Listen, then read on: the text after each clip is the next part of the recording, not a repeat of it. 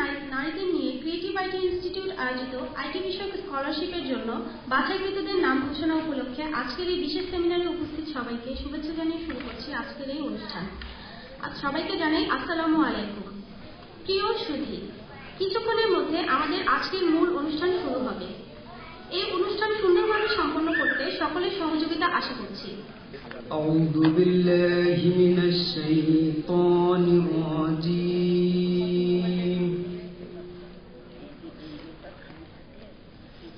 بسم الله الرحمن الرحيم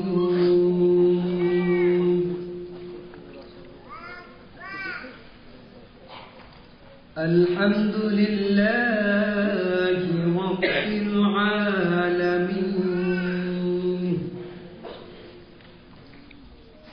الرحمن الرحيم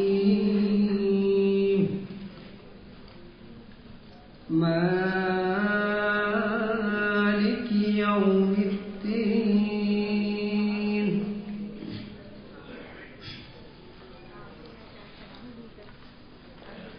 الحمد لله رب العالمين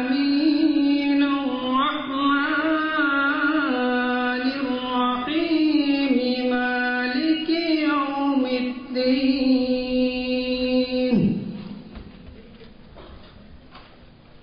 إياك نعبد وإياك نستعين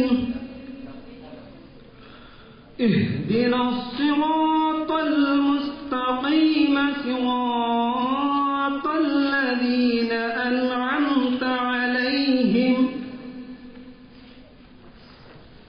غير المغضوب عليهم ولا الضالين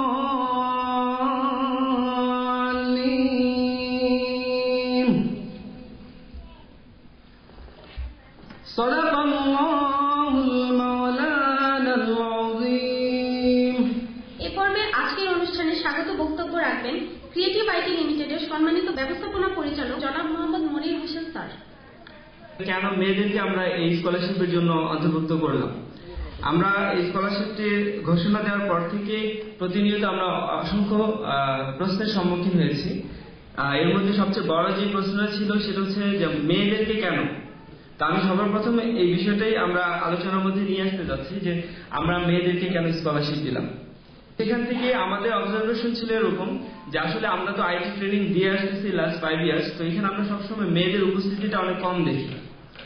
আর এখানে যখন আউটসোর্সিং একটা প্ল্যাটফর্ম ফ্রিল্যান্সার হিসাবে কাজ করার এত বড় একটা সুবর্ণ সুযোগ তৈরি হয়েছে এবং এটা দিন দিন বেড়েই যাচ্ছে, তো সেখানে আমরা যেটা দেখতাম যে ছেলেরা অনেক বেশি। আমাদের এক একটা ব্যাচে যেমন আমরা যখন ট্রেনিং করি ওখানে দেখা যায় যে আমরা 20 জন পার্টিসিপেন্ট নিয়ে এক একটা ব্যাচে, তো সেই 20 জনের মধ্যে এমন দেখা যায় যে কোনো কোনো ব্যাচে একজন, আবার কোনো ব্যাচে একজন মেয়েও নেই।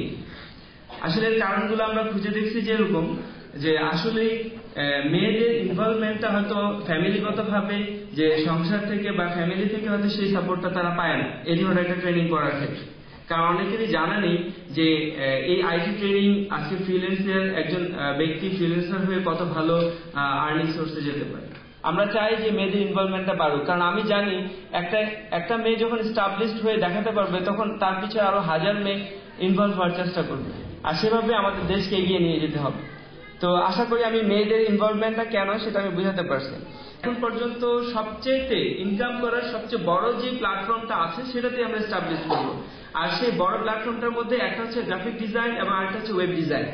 রেডি করছি, তারা এটার উপরে স্কিল হবে এবং নট অনলি লোকাল স্কিল, তার স্কিলটা হবে ইন্টারন্যাশনাল মানের, যাতে করে সে এখানে কাজ করবে সে ইন্টারন্যাশনালি যে কোনো বায়ারকে স্যাটিসফাইড করাতে পারবে। আমরা প্রথম অবস্থায় অ্যাপ্লিকেশন পাইছি, শুধু অনলাইনে অ্যাপ্লিকেশন ফর্ম ফিল আপ করছে 5000-এর উপরে, 5000-এর উপরে অ্যাপ্লিকেশন ফর্ম ফিল আপ হয়েছে। সেখান থেকে আমরা 500কে বাছাই করছি। 500কে আমরা প্রাইমারি এক্সামের জন্য আমরা অফিসে ডাকছি। আসলে অফিসে ডাকার কারণ হচ্ছে এই স্কলারশিপটা যাতে আমরা তাকেই দিতে পারি যে আসলে এটার জন্য যোগ্য। তো সেই ক্ষেত্রে সেখানে আমরা বেশ কিছু বিষয়, কারণ যেহেতু আউটসোর্সিং এ আমরা প্রত্যেকটা মেয়েকে এস্টাবলিশ করবো, সেখানে সবচেয়ে বড় রিকোয়ারমেন্ট ছিল তার কম্পিউটার বেসিক এবং ইংলিশ নলেজ। যদি তার ইংলিশ কমিউনিকেশন ভালো না হয়, তাতে করে যেটা হবে তাকে আমরা হয়তো বা সে এক্সপার্ট হতে পারবে, বাট আউটসোর্সিং এ সে কাজ করতে পারবে না। সেক্ষেত্রে আমরা ইংলিশের প্রায়োরিটি দিয়েছি। তো আমরা প্রাথমিক পরীক্ষা বাছাই পর্বে আমরা তার ইংলিশ স্কিলটা দেখেছি এবং তার কম্পিউটার স্কিল দেখেছি, তার বাসায় ইন্টারনেট আছে কিনা সেটা দেখেছি, তার বাসায় কম্পিউটার আছে কিনা সেটা দেখেছি। কারণ আমরা যে ট্রেনিংটা প্রোভাইড করব, আমাদের ছোট্ট সামর্থ্য থেকে আমরা যেটা করতে পারি, একজনকে ট্রেনিং দিতে পারি, কিন্তু তার বাসায় কম্পিউটার কিনে দেওয়ার সামর্থ্য আমাদের নেই। তাতে করে আমরা সেই বাছাই পর্বে সেই বিষয়টাও আমরা দেখছি যে যারা এখান থেকে ট্রেনিংটা নিবে, সেই ক্ষেত্রে প্রাথমিক বাছাই পর্বে সেগুলো পর্যালোচনা করার পরে আমরা 250 জনকে সিলেক্ট করতে পারছি। 250 জনকে সিলেক্ট করে আমরা ফাইনাল এক্সাম, অর্থাৎ মানে ফাইনাল 22 জনকে আমরা ফাইনাল এক্সামে অ্যাটেন্ড করতে বলছি। এবং এখানে আসলে মজার বিষয় হচ্ছে যে 250 জনকে আমরা অ্যাটেন্ড করতে বলছি, 250 জনই স্কলার। অর্থাৎ আমরা যদি 250 জনকেই নিই, 250 জনকে আমরা সাকসেস করাতে পারবো। কিন্তু দুঃখের বিষয় আসলে এত বড় সামর্থ্য ক্রিয়েটিভিটি নেই। আমরা ক্রিয়েটিভিটি আমাদের যতটুকু সম্ভব আমরা চেষ্টা করছি।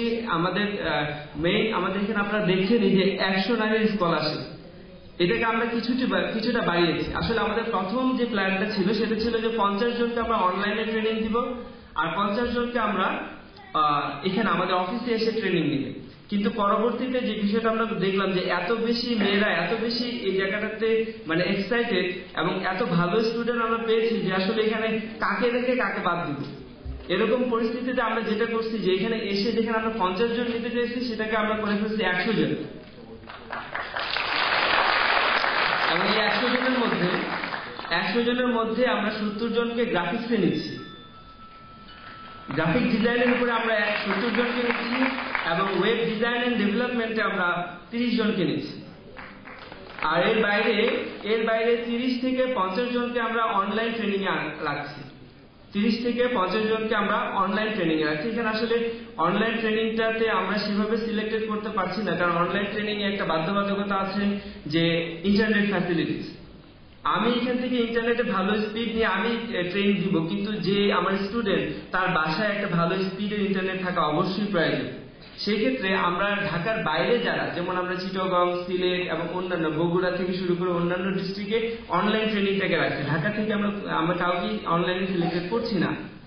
তো সেই ক্ষেত্রে দেখা যাচ্ছে যে চিটাগং এ যে মেয়েটা বসে আছে বা হয়তো বগুড়ায় বসে আছে, তার নেট স্পিডটা সেই লেভেলে আছে কিনা সেটাকে আমাদেরকে দেখতে হয়েছে। দেখার পরে আমরা সেক্ষেত্রে তো আমাদের অল ওভার গিয়ে দাঁড়াচ্ছে 100 জন না, এটা গিয়ে আমরা নিয়ে যাচ্ছি 130 থেকে 150 জনে নিয়ে যাচ্ছি। আউটসোর্সিং এ যেটা আমার যে বিষয়টা জানানোর প্রয়োজন সেটা হচ্ছে যে আউটসোর্সিং এ আমরা মেয়েদেরকে ইনভলভ করছি, সেখানে তাদের দিয়ে কি সেটা সম্ভব কিনা, তাদের দ্বারা কতটুকু সময় দেওয়া প্রয়োজন এবং তারা এটাতে কতটুকু পারফেক্ট। তো সেই ক্ষেত্রে আমরা যেটা করছি, আউটসোর্সিং এ নারীদের ইনভলভমেন্টের ক্ষেত্রে আমরা স্টুডেন্টদেরকে আমরা হাউস ওয়াইফ এবং আমরা সার্ভিস হোল্ডারদের ইনভলভ করেছি। আমরা স্টুডেন্টদেরকে ইনভলভ করেছি, স্টুডেন্টরা কি তার পড়ালেখার পাশাপাশি এটাকে স্টাবলিশ করতে পারবে কিনা সেই বিষয়টা আমি ক্লিয়ার করতে আছি। আমরা সপ্তাহে 2 দিন ক্লাস রাখছি। আমরা যদি হয়তো এরকম করতাম যে আপনার প্রতিদিনই ক্লাসে অ্যাটেন্ড করতে হচ্ছে, আপনাকে প্রতিদিনই আসতে হচ্ছে, তাহলে হয়তো সেই ক্ষেত্রে একটা বাধা তৈরি হতো। কারণ আমরা চাই না কোনো স্টুডেন্ট তার একাডেমিক যে তার পড়ালেখা বা তার এক্সাম সেটা হ্যাম্পার হোক এবং সেটাকে সে মানে নষ্ট করে সে আমাদের স্কলারশিপটা নেয়। আমরা সেই জায়গাটা ফ্লেক্সিবল করছি। কিভাবে? আমরা এই জন্য বলছি যে আমরা সপ্তাহে 2 দিন ক্লাস রাখছি এবং ক্লাস টাইমটা আমরা চুজ করছি যতটুকু সম্ভব যেই সময়টাতে সে ক্লাসটা করতে পারবে। এবং এখানে আরেকটা অপশনস আমি রাখছি, আজকে আবারও বলে দিচ্ছি স্টুডেন্টদের যে যারা স্কলারশিপে আপনারা ফাইনাল হচ্ছেন তাদের জন্য অপরচুনিটি এটা যে আপনার একদিন ক্লাস আছে, আজকে সকালে আপনার ক্লাস আছে অথচ আপনার এক্সাম পড়ছে আপনার ভার্সিটিতে, সেই ক্ষেত্রে আমরা অপশনস রাখছি, তাহলে আপনাকে ইনফর্ম করতে হচ্ছে এবং আপনি সেই ক্ষেত্রে ক্লাসে বিকেলেও করে নিতে পারছেন, কিন্তু ক্লাসে অবশ্যই অ্যাটেন্ড করতে হবে। এটা আপনাদের সুবিধার্থে আমরা এটা ব্যবস্থা করছি।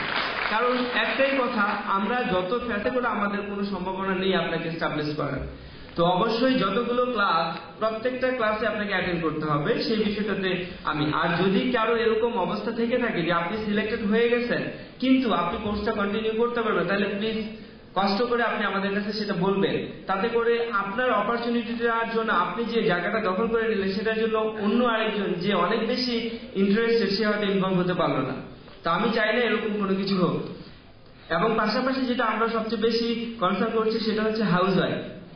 আমরা হয়তো কতটুকু পারছি জানি না, বাট হয়তো অদূর ভবিষ্যতে আমরা দেখবো যে প্রত্যেকটা ফ্যামিলির প্রত্যেকটা হাউস ওয়াইফ সে ঘরে বসে ইনকাম করছে। কি সম্ভব না? অবশ্যই সম্ভব, এবং সেটাও আমরা প্রুভ করে দিব যে শুধু স্টুডেন্টরা তার পড়ালেখার পাশাপাশি না, যারা হাউস ওয়াইফ, যারা সংসার মেনটেন করছে, যারা বাচ্চা কাচ্চা মেনটেন করছে, তাদের হাতেও 2-3 ঘন্টা থাকে যেটা তারা হয়তো টিভি দেখে বা গল্প গুজব করে নষ্ট করছে। আমরা জানি যে তাদেরকে যদি আমরা শেখাতে পারি, তাদেরকে যদি স্কিল হিসেবে তৈরি করতে পারি, তারাও ওই সেই ঘরে 2-3 ঘন্টা সময় ব্যয় করুক, মাস শেষে একটা ভালো আর্নিং সোর্স তৈরি করতে পারবে সংসারের জন্য। যে আপনি নিশ্চয়ই কিছু করতে পারবেন, আপনি এমন কিছু করে দেখাবেন যেটা আসলে আপনার গার্ডিয়ান লেভেল, আপনার ফ্যামিলি, আপনার সোসাইটি, আপনার ল্যাপটপই তার ইনভেস্টমেন্ট, একটা ইন্টারনেট কানেকশনই তার ইনভেস্টমেন্ট, এবং একটা ভালো অপরচুনিটি তার জন্য ওয়েট করছে, এবং সেটা আমাদের বাংলাদেশের জন্য অবশ্যই অনেক ভালো কিছু নিয়ে আসবে। তো আমি সবাইকে ধন্যবাদ জানিয়ে আমি আমার বক্তব্য এখানে শেষ করছি। আল্লাহ হাফেজ।